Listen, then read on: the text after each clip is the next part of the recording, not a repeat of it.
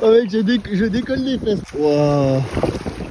Je vous explique comment on s'est retrouvé de nuit coincé par les courants dans un canoë gonflable qui penche. On prépare une grosse expédition pour l'été prochain et on a donc testé notre canoë gonflable sur la mer. Spoiler, c'est très bancal. On s'est très rapidement rendu compte qu'il y avait quelque chose qui allait pas parce que quand on gonfle le canoë et qu'il penche comme ça, bah c'est pas super bon signe. Sur l'eau, ça passait à peu près jusqu'à ce qu'on se retrouve dans le courant de la Jument qui est le deuxième courant le plus fort d'Europe. Et là, vous vous doutez bien qu'avec notre canoë penché, bah on n'a pas fait long feu. Le bateau que vous voyez est en train de reculer. On s'est posé sur Berder pour dormir et là on s'est rendu compte qu'on était coincé. Parce que le lendemain, on va se prendre exactement le même courant dans le sens contraire. Pour éviter ça, le réveil sonne donc à 5h du mat et on embarque pour 2 heures de navigation dans le noir total. Avantage non négligeable de cette opération, le lever de soleil sur la mer, qui est venu nous rappeler que c'était pas du tout une heure pour pagayer sur un engin pneumatique déséquilibré. On échappe finalement au courant en coupant par un petit brin de sable de 100 mètres et en vidant les 20 litres d'eau que le canoë avait embarqué, parce que vu qu'il penche en plus du coup il prend l'eau, et retour à la base à l'heure prévue après 22 km en 24 heures. Il faudra faire ça 15 fois de suite cet été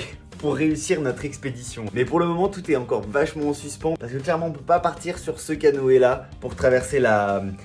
Non, on vous annoncera plus tard le projet, mais je peux déjà vous dire que c'est pas ça, ni rien de tout ça. Alors restez dans les parages, je vous tiens au jus de l'avancée du projet. Gros bisous.